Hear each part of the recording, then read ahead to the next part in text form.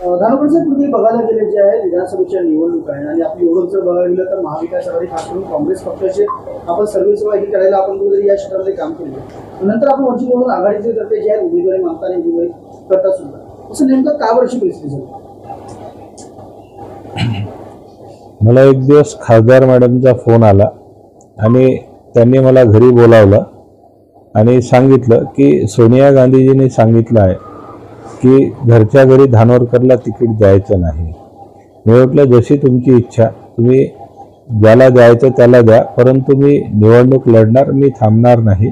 कारण लोक माझ्यासोबत आहे. मी केलेल्या कामामुळे लोकांचा माझ्यावर असलेला विश्वास आणि लोकांना कुठेतरी वाटते की मी ज्याप्रमाणे माझ्या भद्रावती शहराचा कायापालट केला त्याप्रमाणे मी या विधानसभा क्षेत्रात सुद्धा काम केलं पाहिजे अशी सर्व नागरिकांची इच्छा आहे. म्हणून मी काँग्रेसकडून तिकीट मागितली, परंतु त्यांनी मला तिकीट दिली नाही. म्हणून मी आज वंचित बहुजन आघाडीकडून उभा आहे. बघायला गेलं धानोकर सर कुठेतरी जे आहेत आपली ओळख कुठेतरी काँग्रेसकडून येते आणि कुठेतरी आपण निष्ठावान कार्यकर्ते आणि निष्ठावान पदाधिकारी नेते म्हणून कुठेतरी या क्षेत्रामध्ये काम केलं आणि आपण वंचितमधून आघाडीतर्फे उमेदवारी मागितलेली आहे. एकंदरीत बघायला गेले कुठेतरी जे आहेत महाविकास आघाडीच्या विरोधामध्ये कुठेतरी वंचितमधून आघाडी आहे आणि तुम्ही या गोष्टी मानता? बरोबर आहे. कसं आहे की एक प्रकारे माझ्यावरती अन्याय केला गेलेला आहे.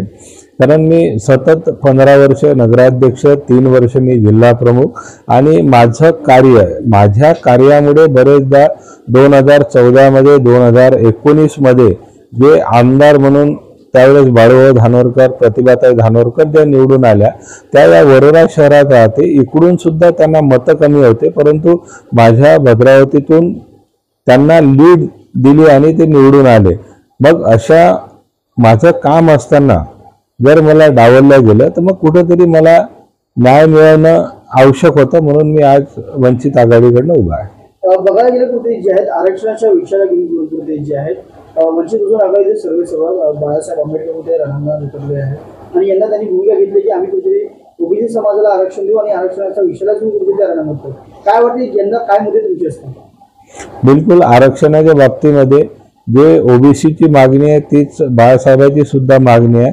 त्यामुळे आरक्षणासंदर्भात त्यांची सकारात्मक भूमिका आहे की आरक्षण कुठेतरी खतम करण्याचं षडयंत्र दुसरीकडे चालू आहे आणि बाळासाहेब आरक्षण वाचवण्याच्या संदर्भामध्ये आंदोलन करीत आहे. बघा गेलं सर कुठेतरी जे आहेत एकीकडे जे आहेत काँग्रेस पक्ष जे आहे खास करून महाविकास आघाडी जे आहे लोकसभेमध्ये संविधान बचाव या नाऱ्याला घेऊन कुठेतरी जे आहे आपला मत गाणते, आपला वर्चस्व बनवते आणि कुठेतरी बहुजन समाजाची आंबेडकरी विचारधाराच्या जनतेची कुठेतरी कैवारी म्हणून समोर येते. आणि नंतर जेव्हा ST/SC वर्गीकरणाचा उपवर्गीकरणाचा जेव्हा मुद्दा येतो तेव्हा हाच काँग्रेस पक्ष जे आहेत आणि खास करून काँग्रेसचे राहुल गांधी जे सर्वेसर्वा आहेत त्यांनी कुठेतरी सुप्रीम कोर्टच्या निर्णयाला सहमती दिली. एकीकडे कैवारी बनणं आणि कुठेतरी जे आहेत SC/SC वर्गीकरणाच्या मुद्द्याला घेऊन सहमती देणे कुठपर्यंत येऊ नाही. या बाबतीत जर कोणताही पक्ष दुटप्पी भूमिका घेत असेल तर जनता त्यांना नेहमी त्यांची जागा दाखवल्याशिवाय राहणार नाही.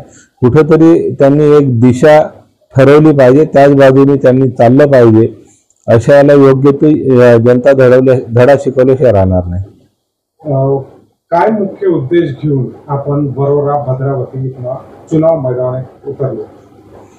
मुख्य उद्देश आपला हाच आहे की मोठ्या प्रमाणामध्ये या ठिकाणी बेरोजगारी आहे. एकीकडे आमच्या इकडे निप्पाण लेंबोची जागा जे 1990 मध्ये 2500 एकर जागा घेऊन अजूनपर्यंत ते खाली पडलेली आहे. या ठिकाणी बऱ्याचशा WCLच्या माइन्स आहे त्या बंद झालेल्या आहे.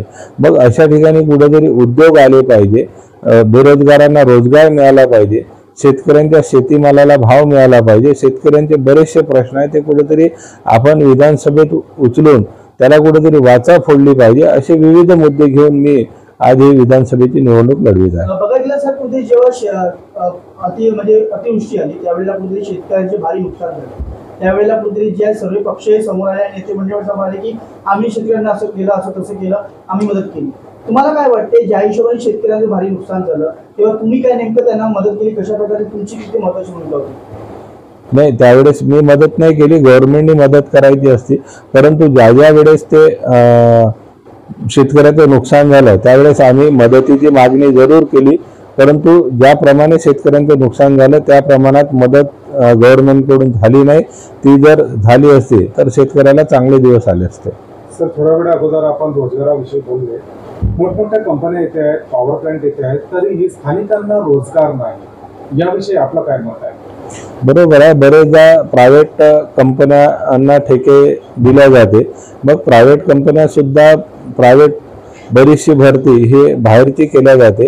तर स्थानिकांना 80% नोकरी मिळाली पाहिजे हे सरकारचाच नियम आणि जीआर आहे. तर त्या माध्यमातून त्यांना कुठेतरी नोकऱ्या मिळाल्या पाहिजे. महिला सशक्तीकरणाचा तुम्ही आपल्या घोषणापत्रामध्ये उल्लेख केलेला आहे. भारतीय जनता पार्टी म्हणजे आपल्या सरकारकडून ऑलरेडी महिलाला 1,500 रुपये महिना मिळतो आहे. तर आपल्याला असं नाही वाटत की यामध्ये भारतीय जनता पार्टीला पूर्णपणे महिलांचा सपोर्ट राहील? एकीकडे महिला सक्षमीकरण म्हणतात आणि दुसरीकडे महिलांवरती एवढ्या मोठ्या प्रमाणामध्ये अत्याचार होत आहे. तो सुद्धा महिलांमध्ये खूप मोठ्या प्रमाणामध्ये रोष आहे. कुठेतरी याचा परिणाम या घोषणेवरती होईल, सरकारवरती होईल. बघायला 2019 मध्ये वंचित बहुजन आघाडीने खूप महत्वाची भूमिका निभावली होती. त्यांची कुठेतरी आमदार सुद्धा या रंगणामध्ये त्यांनी कुठेतरी गड गाठला होता. 2024च्या निवडणूक आहेत राज्यामध्ये. काय वाटते वंचितची काय नेमकी परिस्थिती असेल? वंचित हा नेहमी महत्वाचा एक फॅक्टर राहिलेला आहे. मी तर आता वंचितमध्ये नवीनच आहे, परंतु बऱ्याच सीटा वंचितच्या निवडून येतील असा एक अंदाज आहे. धानोकर साहेब, नेमकं तुम्हाला असं का बरं वाटते की तुमची वरोरा भद्रावती विधानसभा क्षेत्राची जनता आहे तिथं तुम्हाला मत असं वेगळं काय तुमच्यामध्ये? बिलकुल. मी 15 वर्षापासून जे नगरपालिकेचा अध्यक्ष होतो. लोक म्हणतात की मला निवडून द्या, मी काम करतो. मला लोकांनी निवडून सुद्धा दिलं आणि मी भद्रावती शहराचा कायापालट केला. आज एक स्वच्छ आणि सुंदर म्हणजे 4 ग्रामपंचायत मिळून ती नगरपालिका बनली होती. आज ते भद्रावती शहर नावारूपास आलं. एक स्वच्छ सुंदर भद्रावती. स्वच्छतेच्या बाबतीमध्ये राज्यस्तरीय राष्ट्रीय स्तरावर सुद्धा याला पुरस्कार मिळाले. असा पुरस्कार प्राप्त शहर मी केला. आज माझ्या शहरामध्ये मी 24 तास पाणी देऊ शकतो अशी व्यवस्था मी केलेली आहे. आणि दुसरीकडे एक इंग्रज कालीन वरोरा नगरपालिका आहे, ज्या ठिकाणी साधं शुद्ध पाणी सुद्धा नागरिकांना इथलं देऊ शकत नाही. तर वरोरा वासियांना सुद्धा वाटते की ज्याप्रमाणे मी भद्रावती शहराचा विकास केला त्याप्रमाणे वरोरा शहराचा सुद्धा विकास माझ्या हातून, शहरासोबतच या विधानसभा क्षेत्राचा सुद्धा विकास माझ्या हातून व्हावा अशी माझ्याकडून लोकांना अपेक्षा आहे.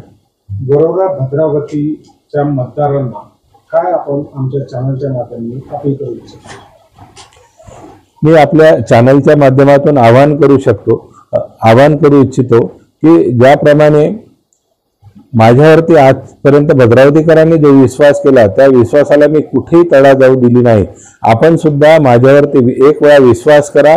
आपल्या विश्वासाला अशी ग्वाही देतो की यानंतर आपण स्वतः म्हणाल की पुढच्या वेळेस अनिल भाऊ तुम्हीच राहा, कारण मी माझं कार्य करण्याची पद्धत वेगळी आहे. मी माझ्या घरी लोकांनी यावं आणि मला भेटावं अशी माझी हे नसून मी स्वतः लोकांपर्यंत जात असतो आणि गावागावामध्ये जाऊन वार्डावार्डामध्ये जाऊन भेटी घेत असतो. असं माझं कार्य करण्याची पद्धत वेगळी आहे. त्यामुळे लोकांना असं वाटते की मी या विधानसभेमध्ये उभं राहावं. आणि बघायला गेलं तर आम्ही जेव्हा तुमचा सर्वे केला तुमच्या विधानसभा क्षेत्रामध्ये तर तुमचं नाव भरपूर समोर येत आहे. म्हणजे लोक सर्वात जास्त तुम्हाला प्रेम करतात. का बरं साहेब तुमचं म्हणजे इतकं प्रेम आज म्हणजे जनता तुमच्यावर इतकं उतू प्रेम करताय, काय कारण? हे प्रेम करण्यामागे एकच आहे की मी नेहमी लोकांशी समजदारीने बोलणं, त्यांचं म्हणणं ऐकून घेणं, आपलं म्हणणं सांगणं, त्यांनी केलेले फोन उचलणं, न उचलल्यास त्यांना थोड्या वेळाने माझ्याकडून रिटर्न कॉल जातो आणि जो कोणी माझ्याकडे ज्या कामाकरता येत असेल ते काम त्याचं मी करण्याचा पूर्णपणे प्रयत्न करतो. त्यामुळे लोकांचा माझ्यावरती असलेला विश्वास